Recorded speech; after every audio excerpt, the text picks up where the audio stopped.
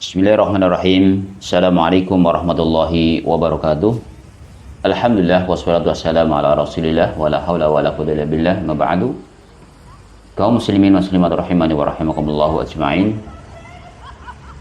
Pada kesempatan bagi yang berbahagia ini, insyaallah kita akan melanjutkan pembahasan hadis dari kitab Bulughul Maram.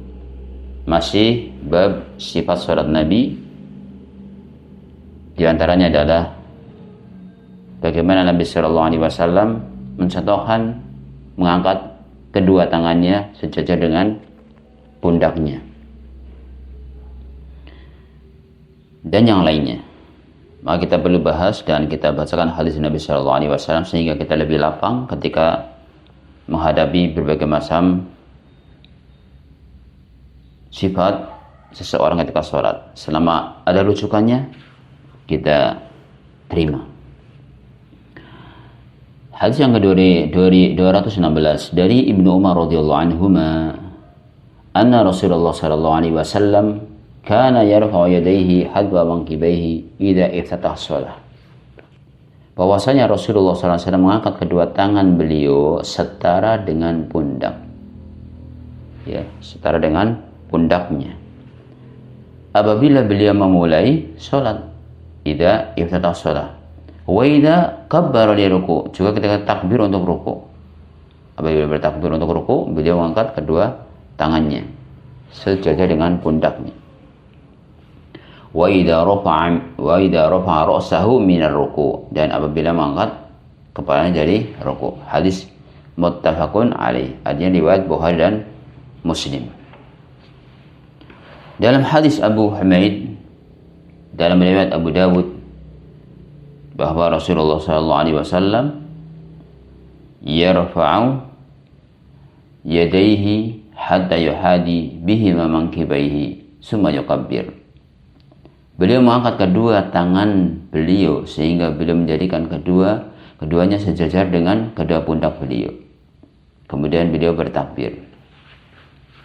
Ini yang menunjukkan dalil mengangkat sejajar dengan pundaknya.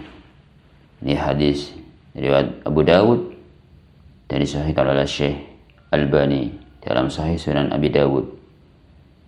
Juz yang pertama halaman 140 sampai 141. Kemudian dalam riwayat Muslim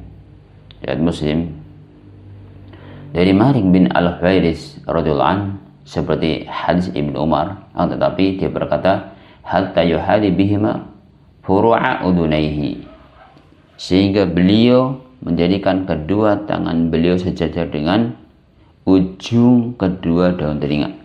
Tadi pundak ya, yang pertama hadis Ibnu Umar. Sekarang hadis dari Malik bin Al-Huwairis. Malik bin Al-Huwairis menunjukkan beliau sallallahu alaihi wasallam mengangkat kedua tangannya sejajar dengan furu' udunai, daun atau ujung daun kedua daun telinga.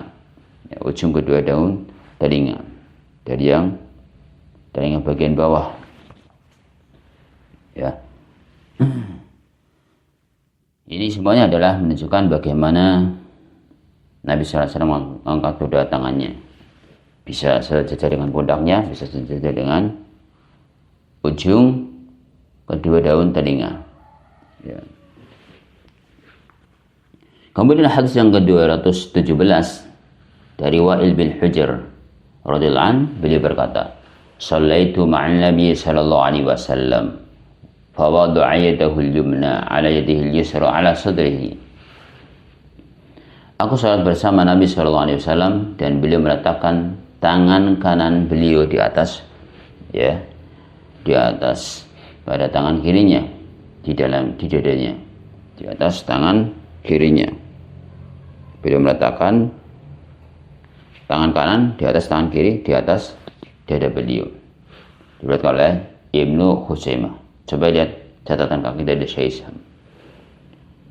Kata beliau, hadis yang sahih diriwayatkan oleh Ibnu Khuzaimah, dan Syekh kami berkata dalam komentar beliau terhadap Sahih Ibnu Khuzaimah, syaratnya dhaif karena mu'ammal, yakni Ibnu Ismail jelek hafalannya. Akan tetapi hadis tersebut sahih karena hadis yang semakna dengannya telah datang dari jalan-jalan periwayatan yang lain.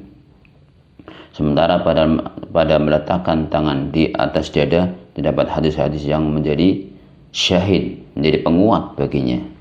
Dan silahkan lihat juga sifat salat Nabi halaman 88 Syalbani rahimahullah rahmatan wasi'ah.